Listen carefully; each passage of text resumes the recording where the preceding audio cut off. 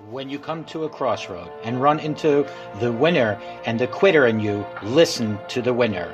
The quitter will never take you down the road you want to travel. I believe we all have a winner in us. There is a winner inside of you. Sometimes we just have been around negativity for way too long, developed the mindset of a winner. The truth is, most people give up on their dream. Most people give up on their dream to live the average lifestyle. But it really doesn't matter what most people do. What do you do? Because you are different. You will never give up on your dream. You will never not listen to the average. You will always listen to the winner in you. You will believe in yourself when no one else does.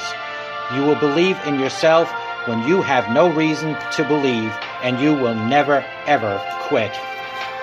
I know some of you are going through a rough time right now. Some of you are going through the fight of your life, fighting for your future, fighting for your career, fighting for your family. Some of you are fighting for your life. And I'm telling you, don't quit. Do not give in. I know life can be tough. I know life can wear you down. But if you just stick it out, even if you don't get the result you will find, the character you show will be your reward.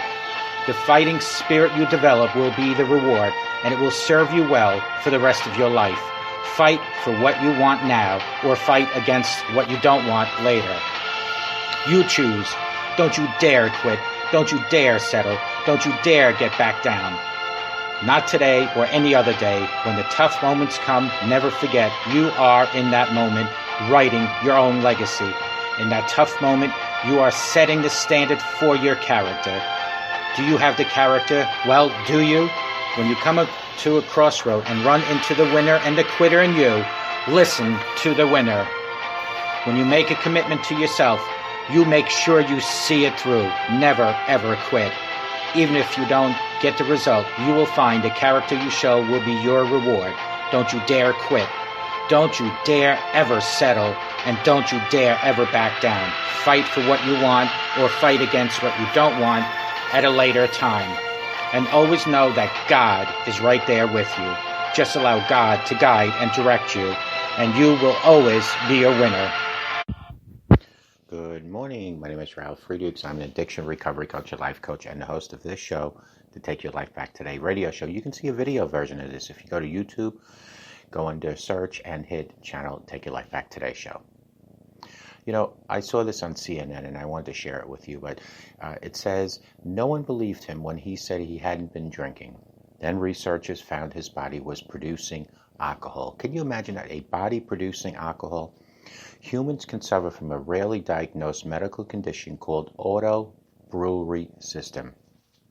When a man in North Carolina was pulled over on suspicion of drunk driving, police didn't believe when he said he hadn't been drinking any alcohol whatsoever. The man, in his late 40s at the time, refused to take a breathalyzer test and was taken to a hospital where his initial blood alcohol level was found to be 0.2. About 2.5 times the legal limit and the equivalent of consuming 10 drinks an hour. Despite the man swearing up and down that he hadn't been drinking anything, doctors didn't believe him either. Friends, but researchers at the Richmond University Medical Center in New York eventually discovered that the man was telling the truth. He wasn't downing beers or cocktails. Instead, there was a yeast in his gut that was likely converting carbohydrates into food he ate to alcohol. In other words, his body was brewing beer. His body was brewing beer, you might ask? The findings were reported in a study in BMJ Open Gastroenterology. The man, whose identity was not being revealed, had a rarely diagnosed medical condition called auto-brewery system, or otherwise known as ABS, also known as gut fermentation syndrome. But fermentation system occurs when the yeast in the gastrointestinal that tract causes the body to convert carbohydrates ingested through the food into alcohol. The process typically takes place in the upper GI tract, which includes the stomach and the first part of the small intestine. These patients have the exact same implications of alcoholism: the smell, the breath, drowsiness, and the weight changes. Fahid Malik, the study's lead author and the chief internal medicine resident at the University of Alabama at Birmingham, told CNN this, quote, "They will present as someone who is intoxicated by alcohol, but the only difference here is that these patients can be treated by antifungal medications," unquote. Researchers treated him with antifungal medications at that time. Things weren't the same for the man after he completed a course of antibiotics to treat a thumb injury. His personality started to change, researchers wrote in the study, and he experienced episodes of depression, brain fog, memory loss, and aggressive behavior that was out of character for this particular man. 3 years later, after his suspected drunk driving arrest, the man's aunt bought a breathalyzer to record his alcohol levels. She had heard about a similar case that had been successfully treated by a doctor in Ohio and convinced her nephew to seek treatment there too. His basic lab test turned out normal, but doctors found 2 strains of yeast in his stool. Saccharomyces cerevisiae, a yeast commonly used in beer brewing, winemaking, and baking, as well as another fungus. The man was successfully treated at the Ohio clinic and told to stick to a strict carbohydrate-free diet along with some special supplements. But after a few weeks, his symptoms started to flare up again. This time, no treatment seemed to work despite visits to numerous medical professionals. At one point, the man became so inebriated that he fell and experienced bleeding in his brain. He was taken to a neurosurgical center where he spontaneously recovered in 10 days, researchers stated. In this institution, his blood alcohol levels range from 50 to 100 milligrams, the researchers wrote. Here, too, the medical staff refused to believe that he did not drink alcohol despite his persistent denials. They just didn't believe it. Finally, the man sought help from an online support group and got in touch with the researchers at the Richmond University Medical Center, who said in the study that they believed the antibiotics he took years ago altered his gut microbiome and followed fungi to grow in his gastrointestinal tract. The researchers then used antifungal therapies and probiotics to help normalize the bacteria in his gut, a treatment, and he was continued and has continued ever since then. And aside from relapse that happened after binged on pizza and soda without telling the researchers, it seemed to be working. He can eat pizza again now.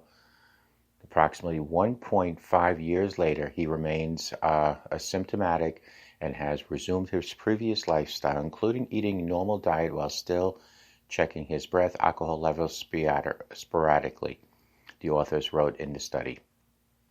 The condition is rarely diagnosed throughout the world. There have only been a few documented cases of gut fermentation syndrome, and the condition is rarely diagnosed, Malik said. In the past, however, it's even been regarded as a myth. Gut fermentation syndrome was described in 1912 as a germ carbohydrate fermentation and was studied in the 1930s and 40s as a contributing factor to vitamin deficiencies and irritable bowel syndrome. A group of 20 to 30 cases popped up in Japan in the 1970s, and the first U.S. case was reported about 10 years later here in the States.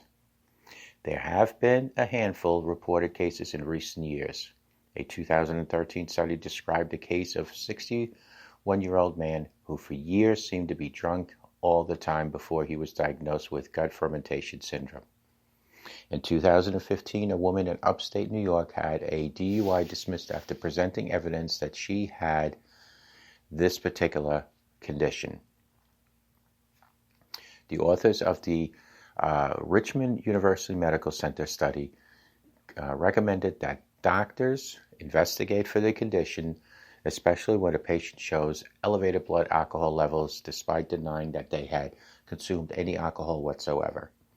They were told to look into it because the early signs of gut fermentation syndrome can include mood changes, Delirium and brain fog, the researchers wrote, even before a patient starts exhibiting symptoms of alcohol irritation.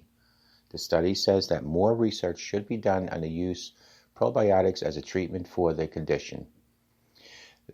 This is a condition that is treatable with dietary modifications, appropriate antifungal therapy, and possibly probiotics, the researchers wrote in an article. The use of probiotic and fecal microbiota translation could be considered for future studies. Folks, it's terrible, but it's true. Call me at 844-405-HELP. Together we can help take our lives back. Be good to yourselves and always be good to each other. And a simple smile can change a person's day and can change your day also. If you feel, although you never drink any alcohol, you always have alcohol in your system, go and have it checked out. May God bless each and every one of you. We'll talk to you guys tomorrow. And remember, God loves you very much. Take good care of yourself. Bye-bye.